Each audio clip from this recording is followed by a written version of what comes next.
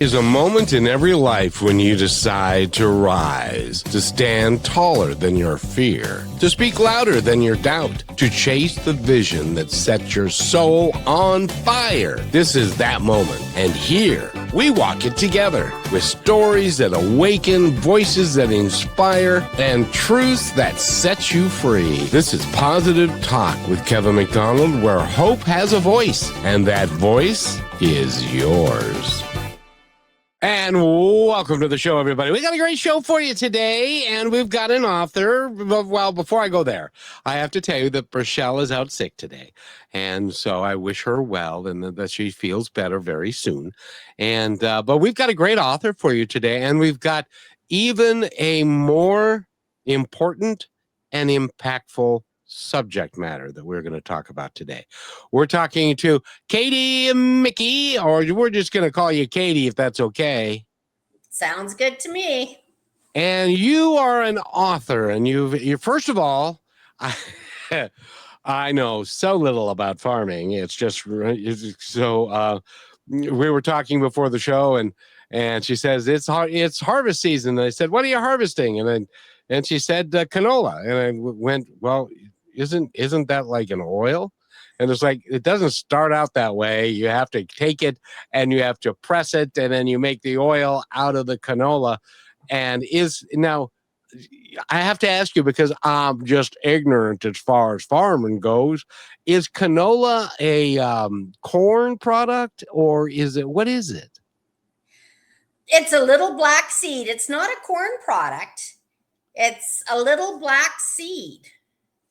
And it grows on a bush, or well, it grows on a long stem, and then it'll have pods coming out from it, and in those pods are really tiny black seeds, and that's Wow. what goes and gets combined. You want the tiny black seeds, and it is an oil product.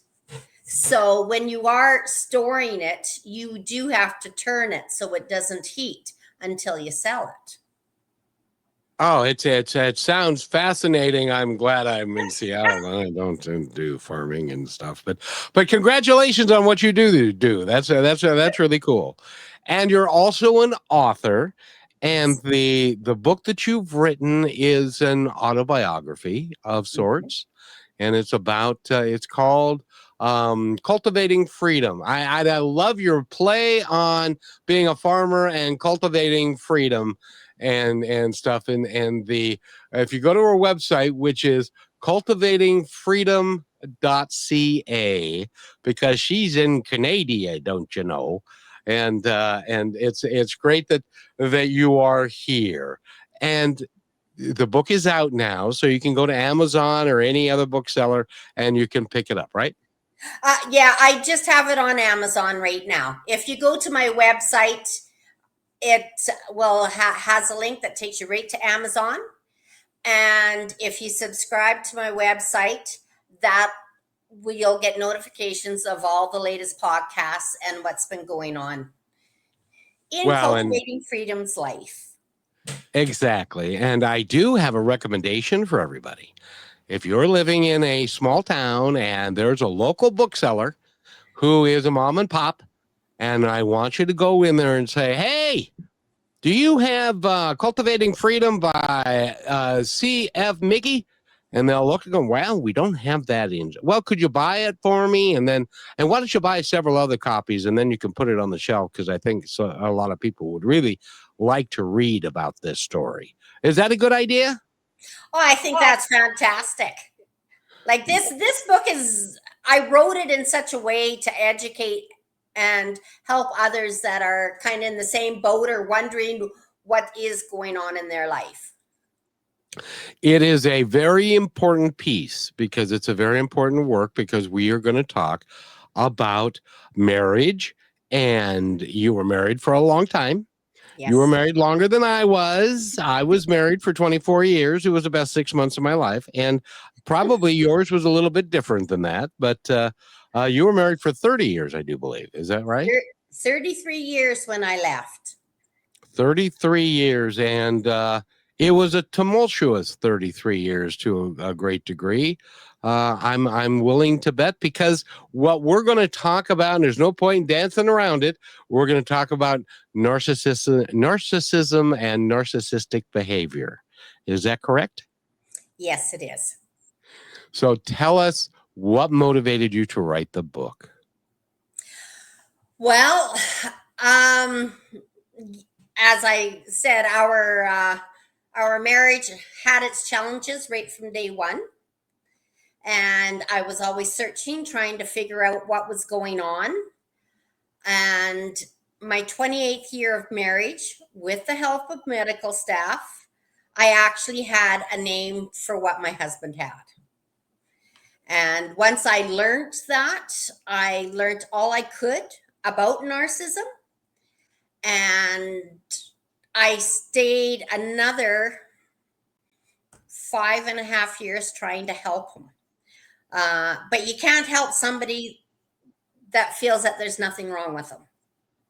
Yeah. And the abuse was escalating from mental into physical. The threats were coming, and not only to me, but my son, our son.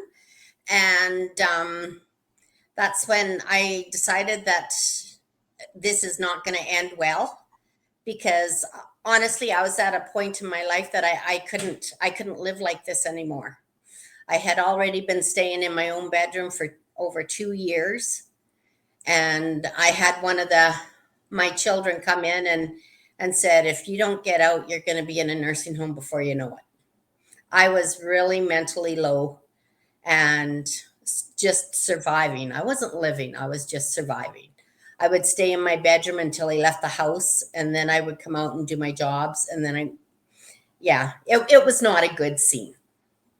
Well, and the interesting thing about that, I've talked to a lot of people that have been in narcissistic relationships, and they all tell me the same thing.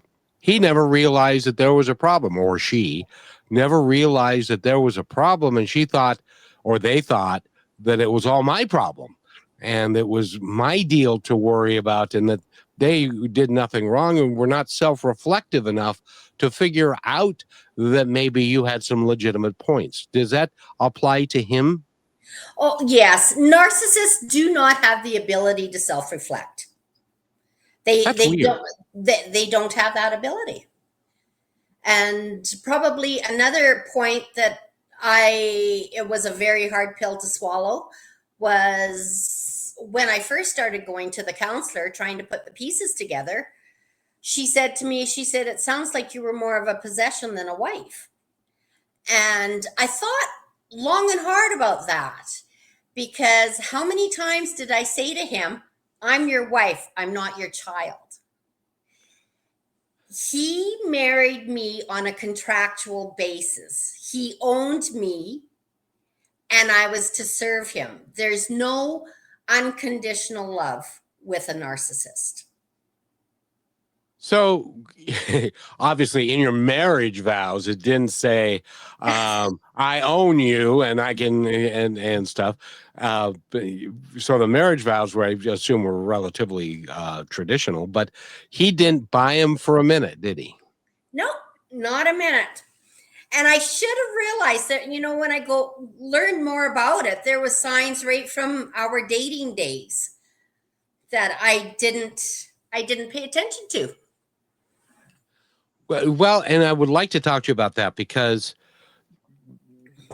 what we're out to do today is to, first of all, to highlight your book, but also, which is called Cultivating Freedom, but also to educate people that may be going through the beginning stages of the same thing and the same behavior that you went through.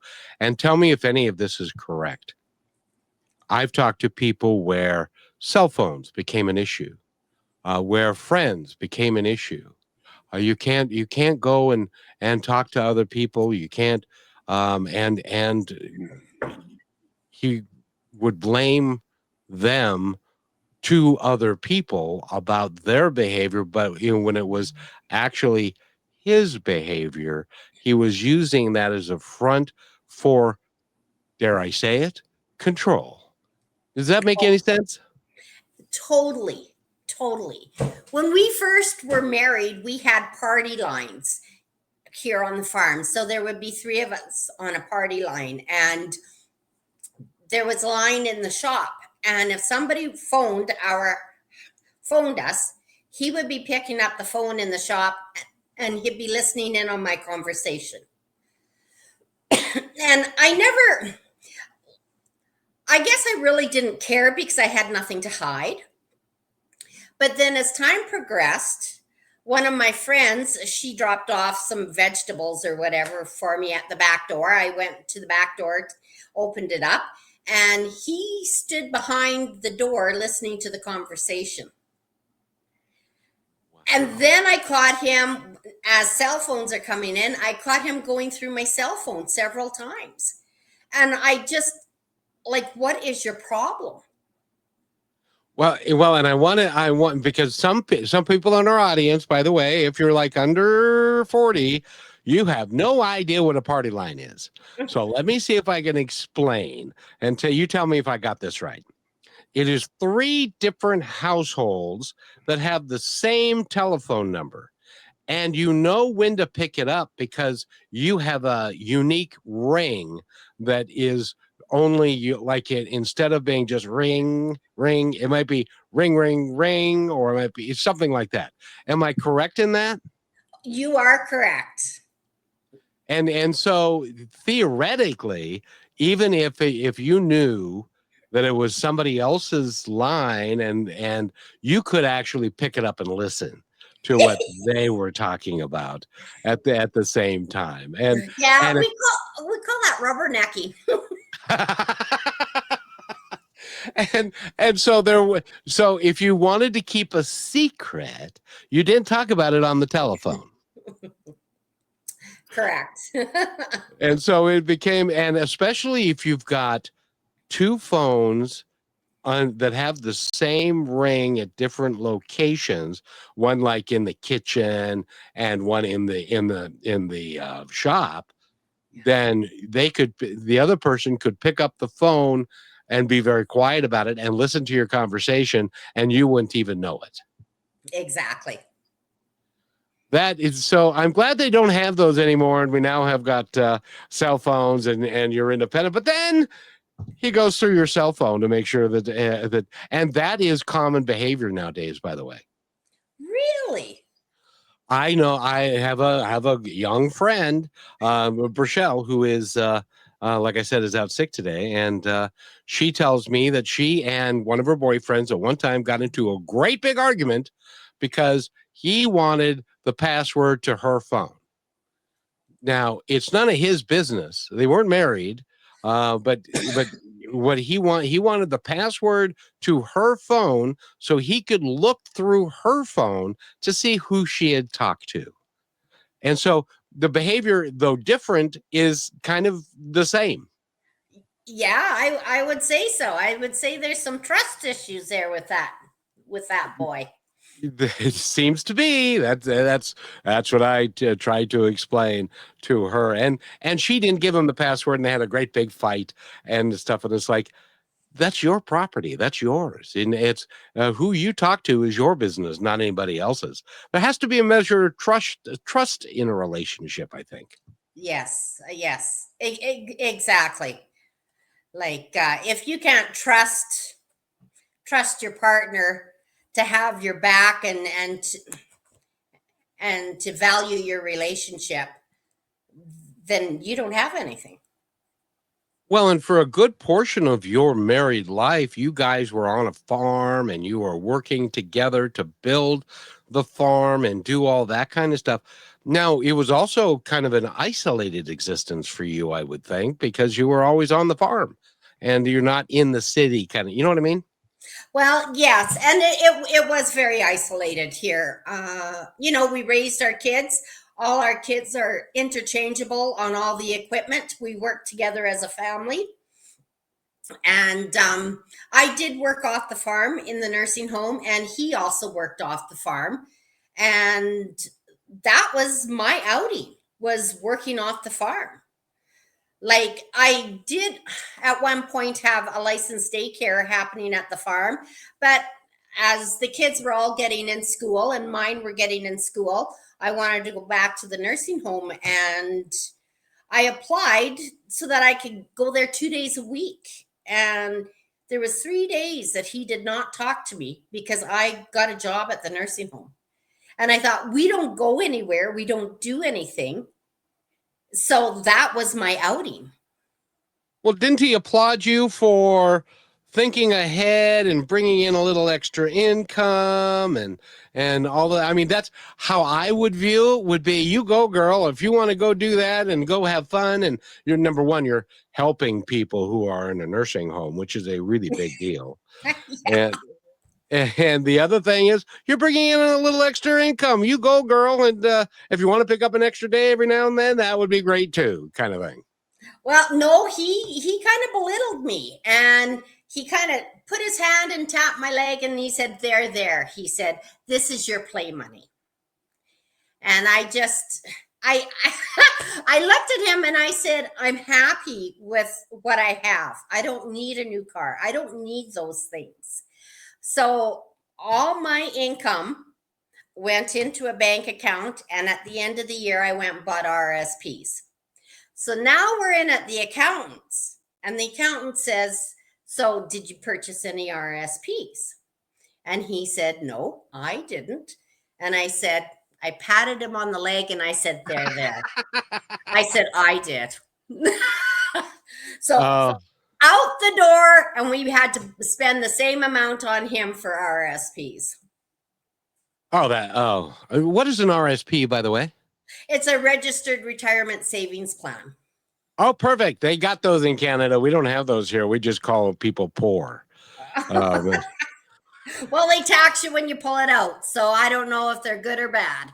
yeah, would call that a 401k kind of thing down here. So, but in any event, we're talking with Caty. She's written the book Cultivating Freedom, and we need to take a break, and we'll be right back in just 60 seconds. Just please stay with us. You're listening to the Brushwood Media Network. Are you looking for your daily dose of inspiration? Stay connected to all your favorite shows, music, and news with the Brushwood Media Network app. From Positive Talk Radio to Greatest Vibes Unplugged and so many more uplifting voices around the world, everything you need is right in one place. It's easy to use, too. Always available and designed to keep you inspired 24 hours a day. Go to brushwoodmedianetwork.com and download the app, and you will always have Brushwood Media available on your smartphone. Download it now and make inspiration and music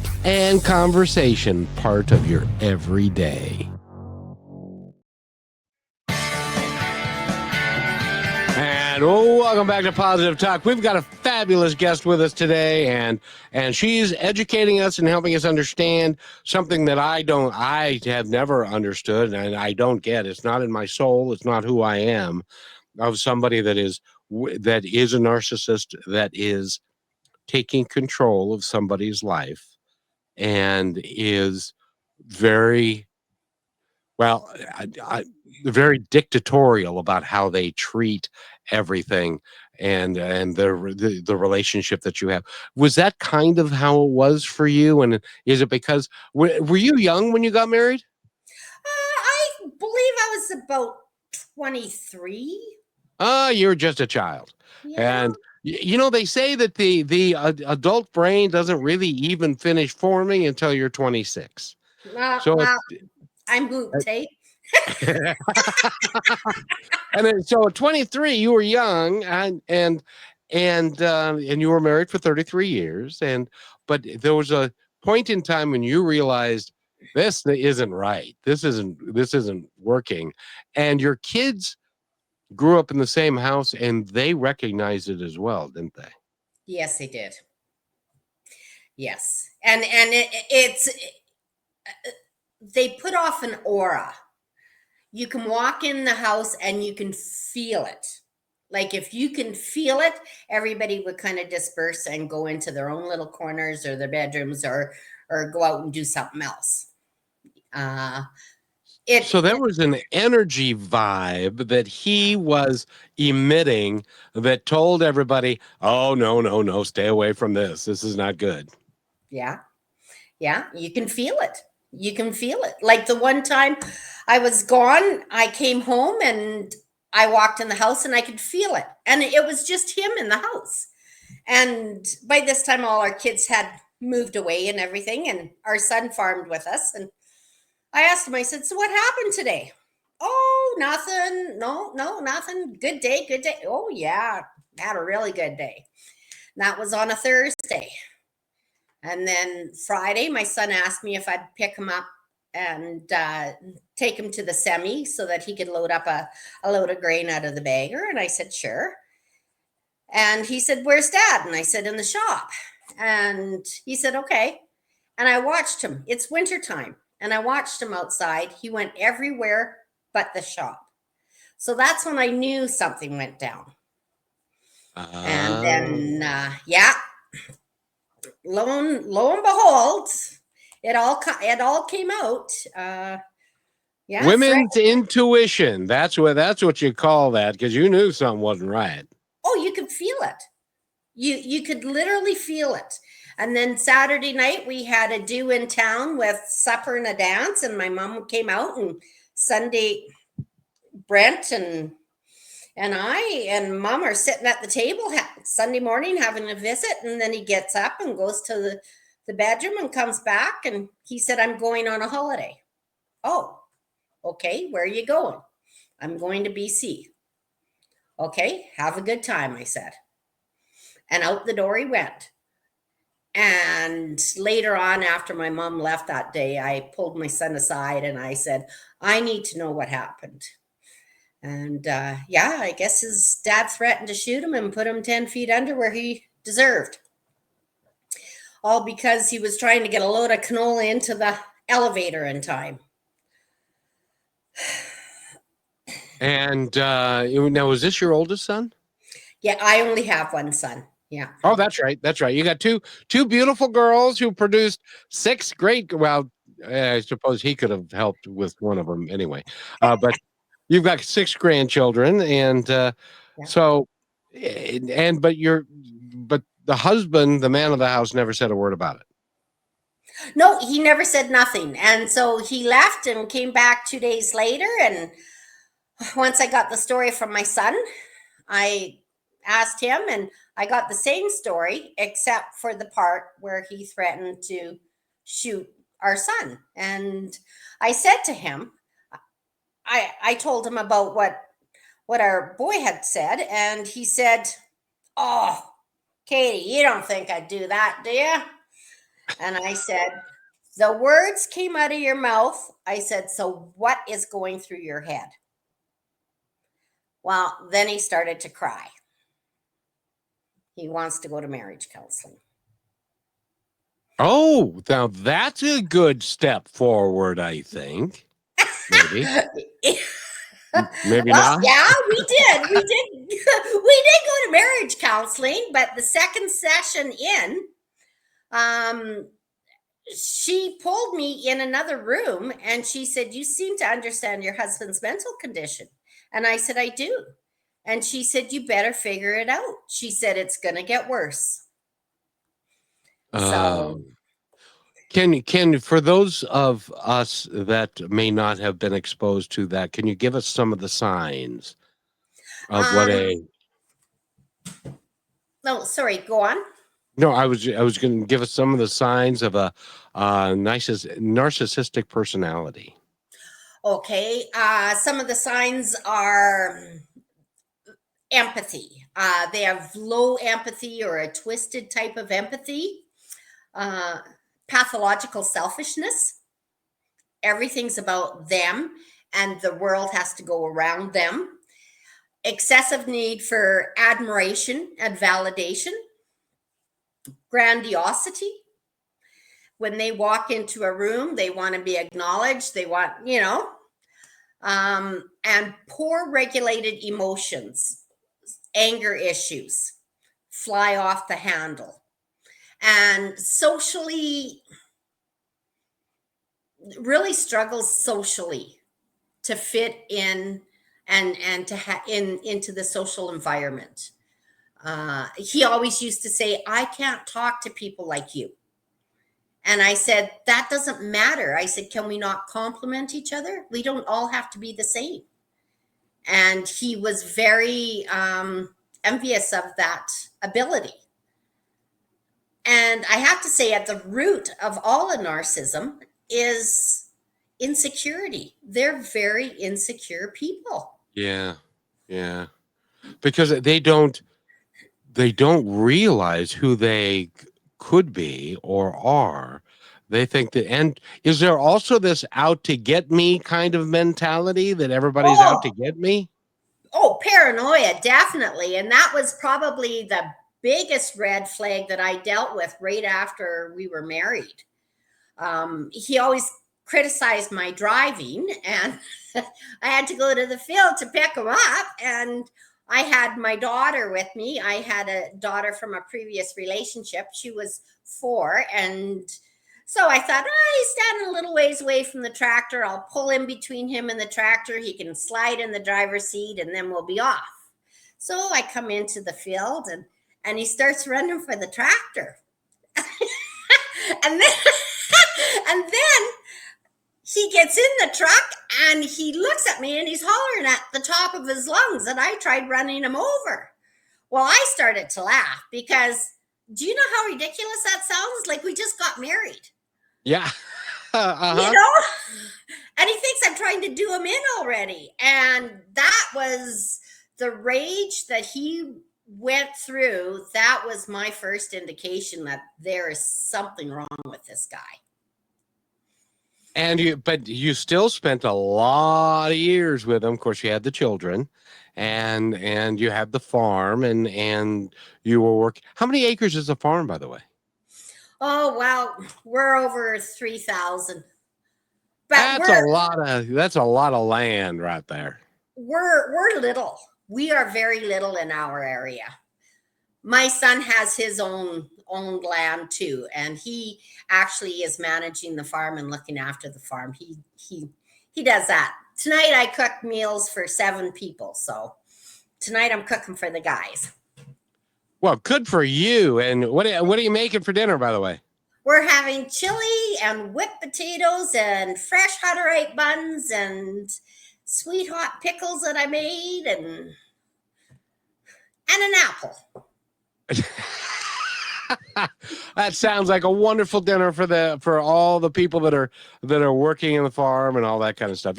And by the way, Caty, you seem to be a wonderful person and a great human being. I can't believe that you tried to run your husband over.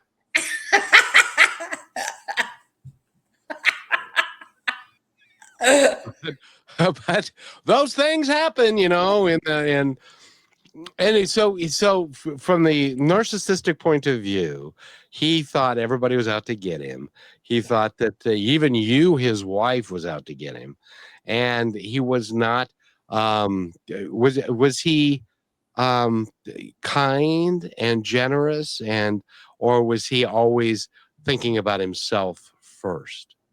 Oh, with him, it's always him. Everything was always about him.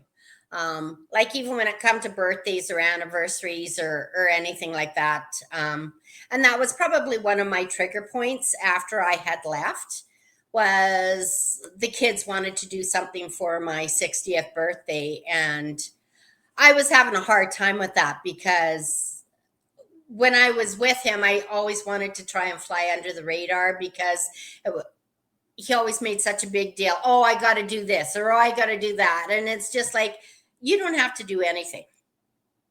If you want to, that's something, but don't feel that you have to.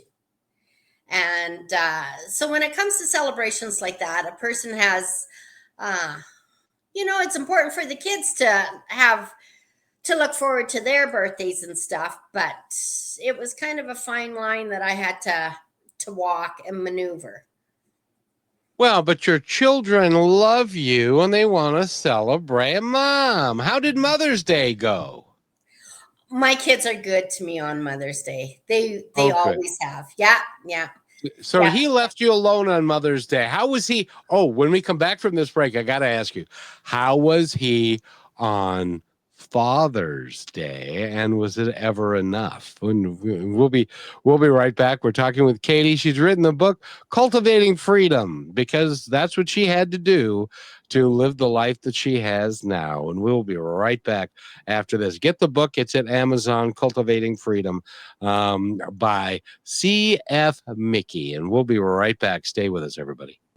You're listening to Brushwood Media Network, the best in syndicated talk, news, and entertainment shows. The strength of staying kind from your friends at Positive Talk Radio. Kindness is not weakness. It takes real strength to stay kind in a world that often rewards anger, ego, and control. Being kind means choosing to act from your values, not your wounds. It means showing grace even when no one's watching. But kindness doesn't mean being passive. It doesn't mean letting people take advantage of your time, your energy, or your peace. You can be kind and still say no. You have a soft heart with firm boundaries. The strongest people I know are the ones who choose compassion without losing themselves. They've been hurt. They've been tested. And still, they choose to love and lead and to lift others anyway. Kindness is not about pleasing everybody. It's about honoring who you are and how you treat others, even when it's hard. So stay kind, stay human, and stay strong. And always remember this: be kind to one another, because each other's all we've got. And welcome back to Positive Talk. My name is Kevin McDonald, and Caty is with us, and she's written the book Cultivating Freedom. And it's her journey through a narcissistic relationship, and which lasted way longer than I'm sure that you would have liked to have had it last. But thank you for doing the work to try the last 5 years to try and help him get out of it. Congratulations for that. I wanted to ask you, was he kind to strangers? Oh, yes. Oh, when people would pop into the farm, I would always invite them. Well, why don't you stay and have a meal with us? We're having dinner, we're having supper. Because when other people were around, he was a very nice man to visit with. But when they left, a 180, and it was right back. It was one way at home and another way in public. So he wasn't kind because he felt the innate need and desire to be kind to another human being. He was using it as a benchmark for other people to think, oh, isn't he a nice man? He is so kind. Yes. Yeah. Yeah. They call it a fantasy persona. Oh. Yeah. And describe a fantasy persona for us. Well, where they project the ultimate, the good family life, the wholesome family life, the I don't know how to say it. Unless, of course, you threaten to shoot one of your children. That would probably not be a really good, wholesome family life kind of thing. Which, and he admitted that it was wrong after he did it, but he didn't have the. Is it that he didn't have the ability to stop himself when he got angry, and he would do things and say things to hurt other people just because he could? His anger, he didn't control his anger. And his mentality behind all of that, it was like he could say and do whatever he wanted. Like he's entitled to treat you that way. He knows exactly what he's doing. And what towards the end of the relationship, I was telling him some hardships that my family was going through, and he was smiling like he was getting enjoyment out of somebody else's misery. And towards the end of the relationship, it was so that I couldn't talk to him at all about anything, because that wasn't the man I thought I married. That had to be a really monumentally crappy feeling for yourself. Wow, I just, so many times when you hit the internet and you're Googling and you're trying to find out answers, it's just like, what is going on? What is really going on with you? And it wasn't until he admitted that he had depression that we went to the doctors.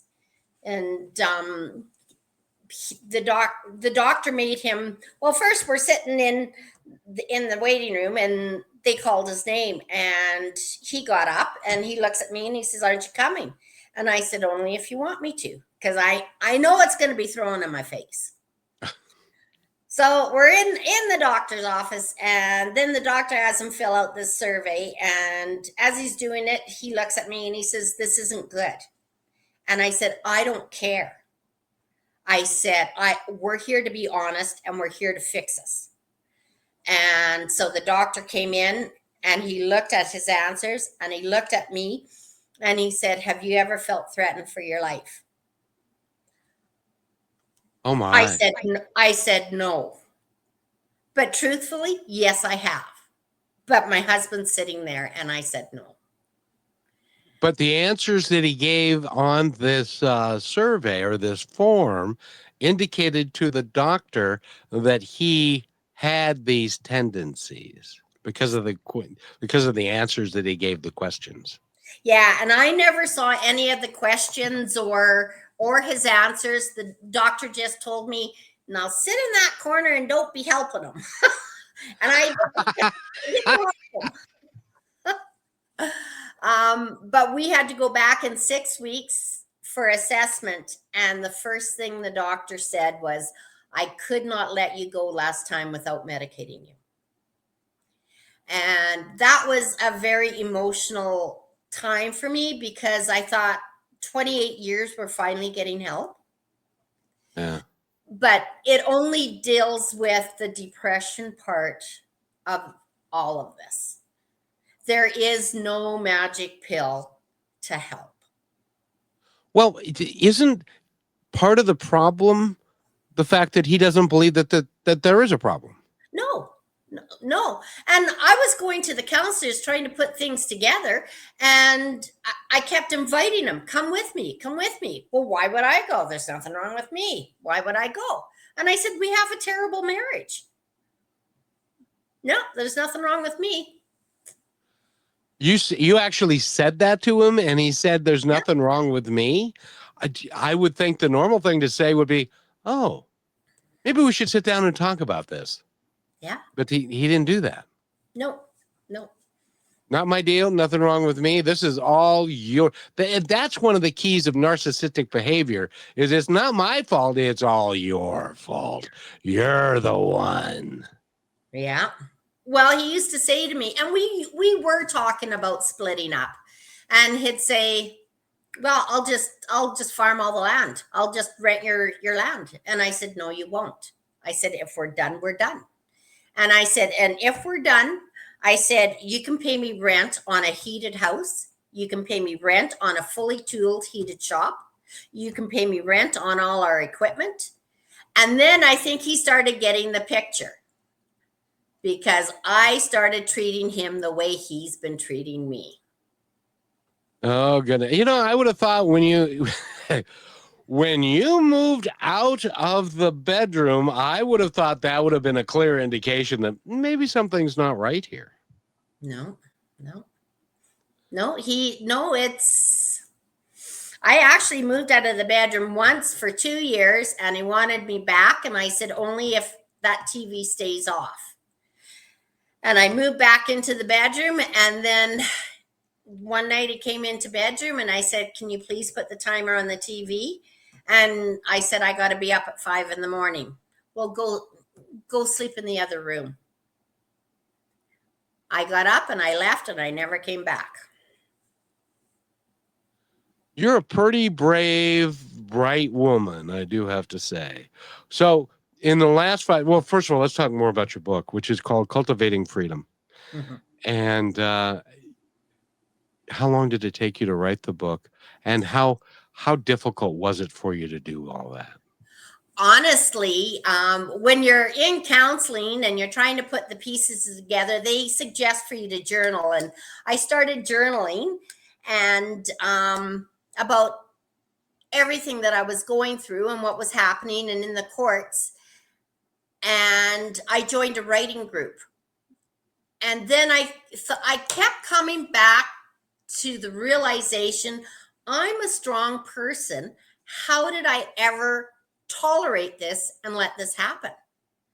So that's when I went back to my childhood memories and I realized where my boundaries were knocked down. And that led me down the path that I was on. So honestly, I knocked that book out in 3 weeks sitting at my kitchen table. Good for you.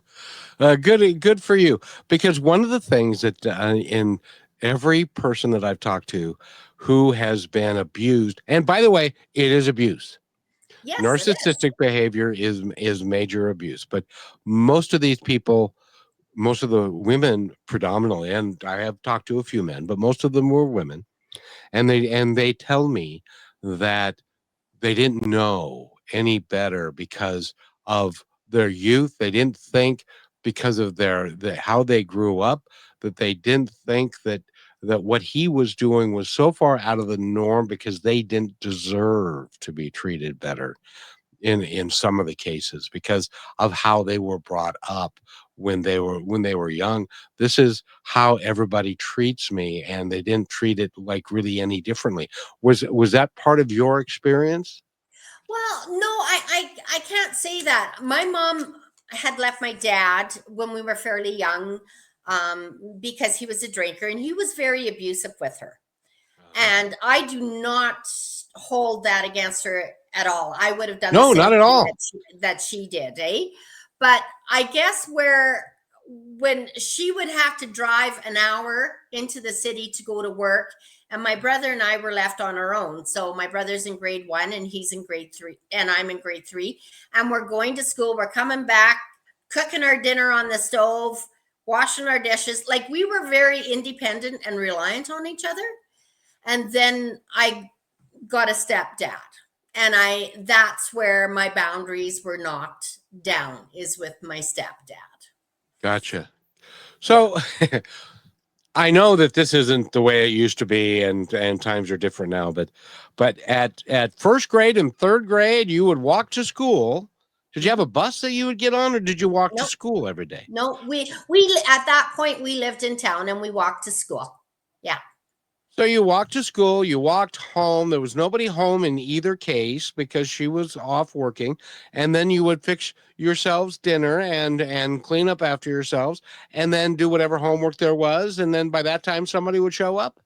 Yeah. Well, we did have a great aunt that lived kitty corner from us, so that if anything happened or my dad showed up, we are supposed to put the light on and she would phone the RCMP. But no, we were very responsible. And by the way, that's the Royal Canadian Mounted Mounted Police. police, yes. Which by the way, we had there was a cartoon that we had down here that was about them and stuff. So in any event, I applaud you for doing that and writing the book in 3 weeks. It must have just flowed from all of the experiences that you had in that 33 years. Well, yeah, because I would go to bed at night and I'd think about it. And like, I'm very conscious over chronologically putting everything in order.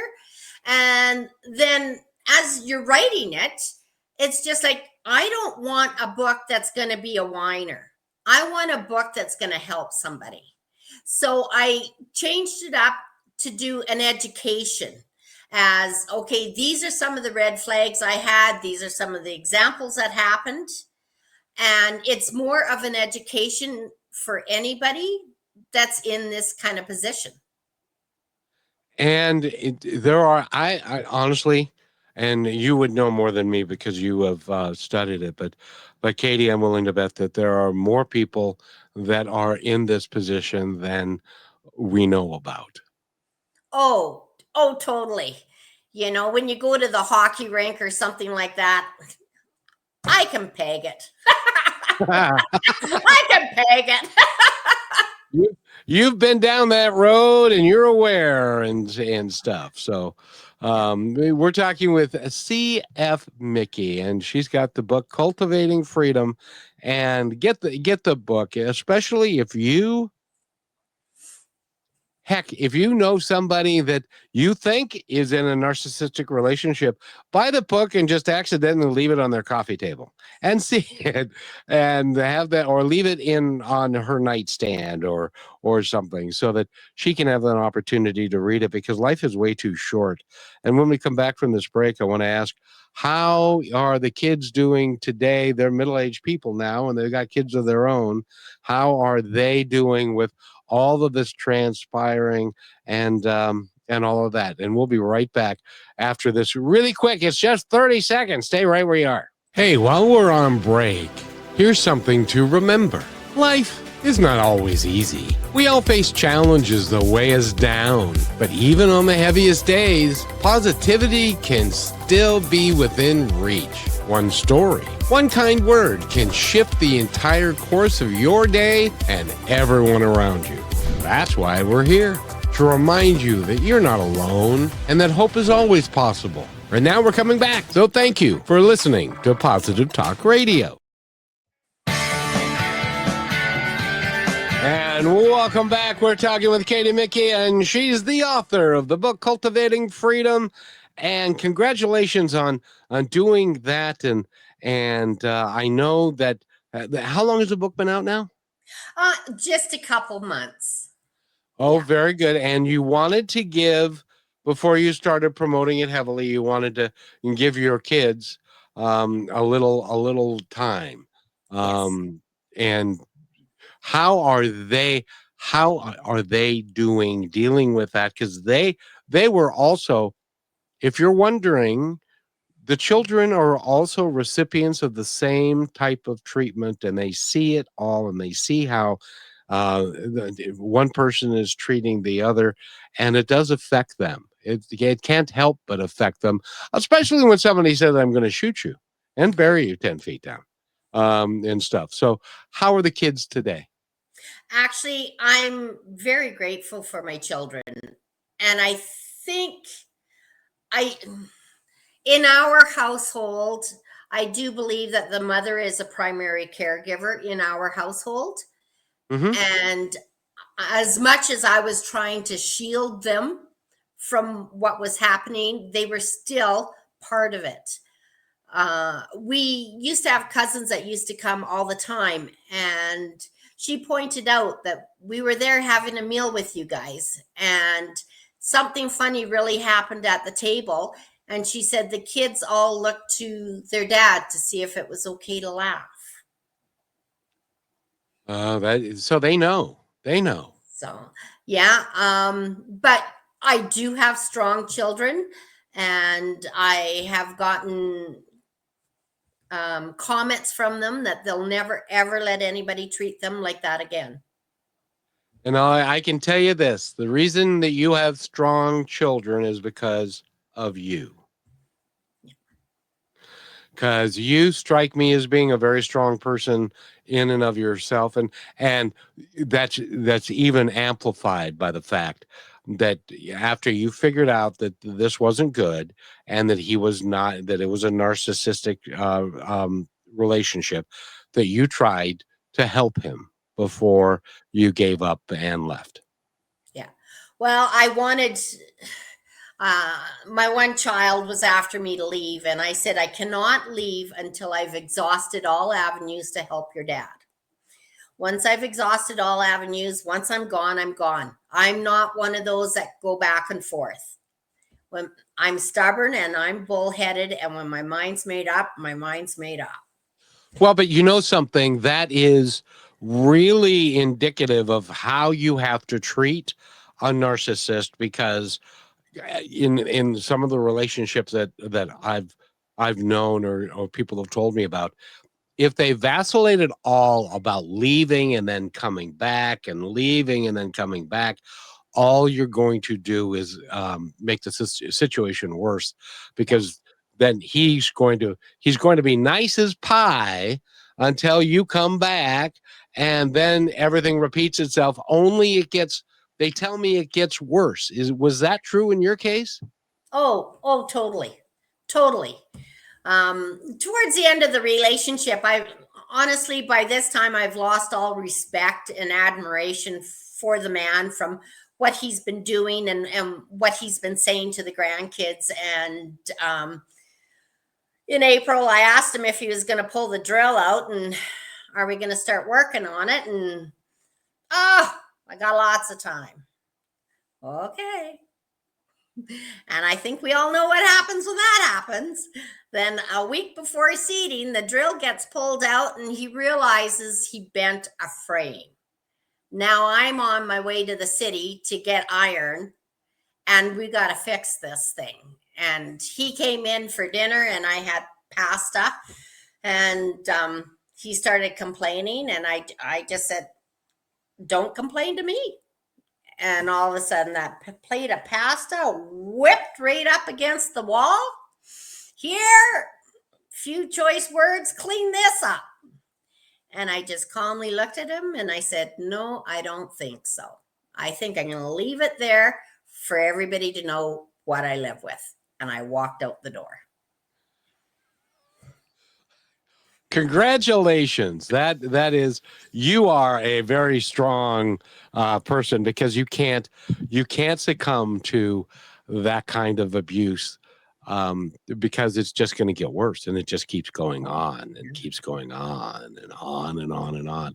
So congratulations. And so are you still on the farm, and is he no longer there? Well, I had a few things going for me. When I left, I threw what I could in the back seat of my truck, and I went into the living room and I said, you want me gone? I'm gone. I said, but I'm not going to be responsible for what you do on this farm. And then I drove away out of the driveway. And then I had our first session in court, where it's just the two lawyers and the judge. My lawyer looked back at me and then looked at the judge, so the judge knew I was in court. And at the end of the session, the judge looked directly at me and then at my lawyer and said, I highly recommend that your client get camera surveillance on the farm. My lawyer pulled me off to another room and he said, I've never had a judge say that. So, yeah, a lot of back and forth, and my credit card was used for purchasing all the farm chemicals and parts. And then all of a sudden, he's using it and he's buying all new locks on all the buildings and locking me out and wanting me to pay half the bill. And it was one game after another. And finally he just started, they pulled his license due to his eyes.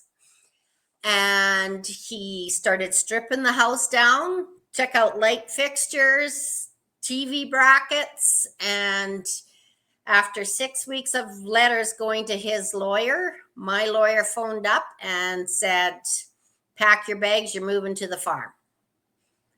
And he said, they're going to try and stop you. He said, but I got him. And I've been on the farm ever since.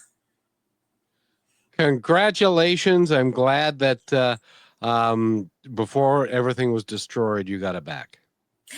Yeah. And actually, he only did farm the 1 year. And then right before seeding the following year, he said that he was going to rent it out. And I didn't agree to it. And we had neighbors and they were on the land. And I kicked them off the land. And the lawyers got involved, and that is when my son and myself started farming the land. Well, you know, I got to tell you, you're one tough cookie, I got to say. Congratulations on who you are. And we've been talking with Caty Micky, and go get her book. Go to her website as well, which is cultivatingfreedom.ca. And it's finding her way from fear to Freedom. And that is it's a great read, and I highly encourage it. And you have done so much to help make it work for you and your kids and your grandkids and all of that. Now, you mentioned something to me, and before we go, that I was really concerned about, and he was talking to the grandchildren in a certain way Yes. about you, about that grandma. You're sure is a piece of work. She's something, or was it worse? Oh, much worse. I'm standing at the kitchen. Well, at that point, he was driving the semi with no license, and the doctor's telling me that I have to report it every time he is, because if he kills somebody, I'm responsible. So that added another layer on. And the RCMP came in the yard, went down to the bins, talked to him as he's loading the semi, and then they drove out of the yard.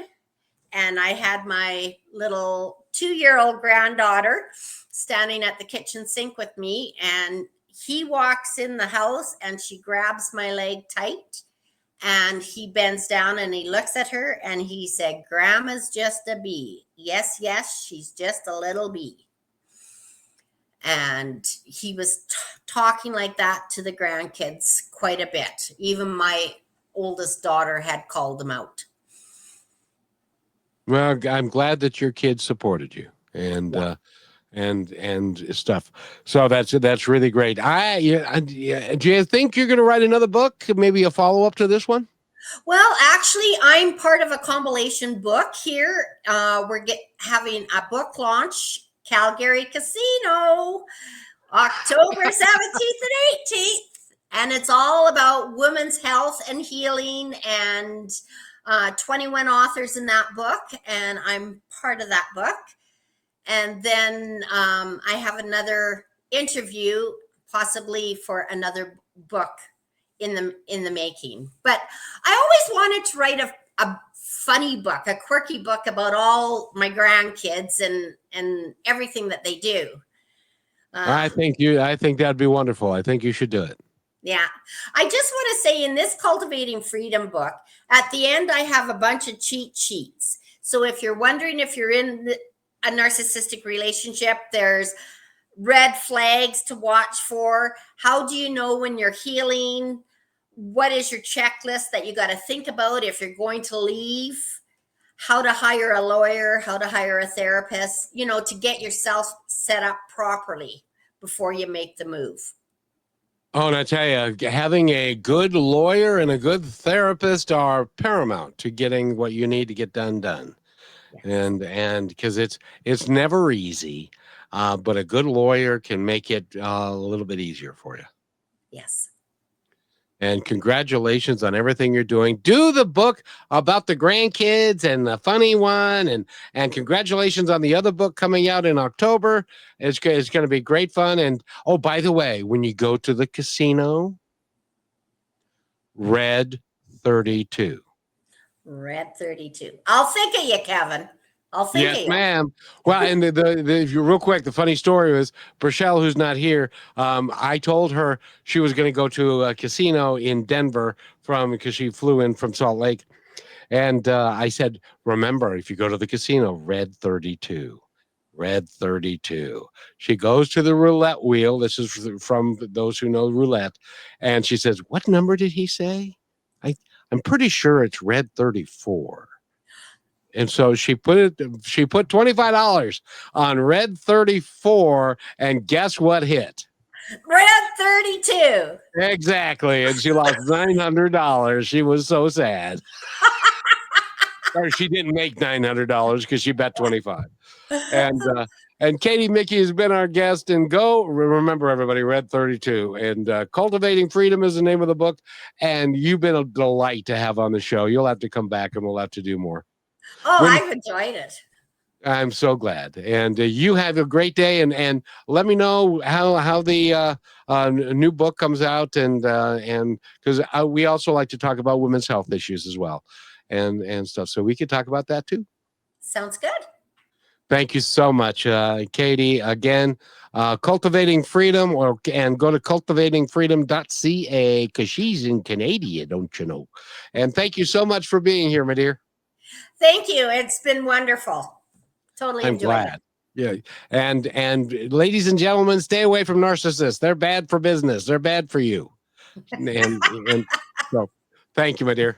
Thank you for being part of Positive Talk with Kevin McDonald, where stories inspire and voices remind us of what truly matters. May today's conversation give you hope, courage, and a reason to keep moving forward. And just remember, till next time, be kind to one another because each other's all we've got.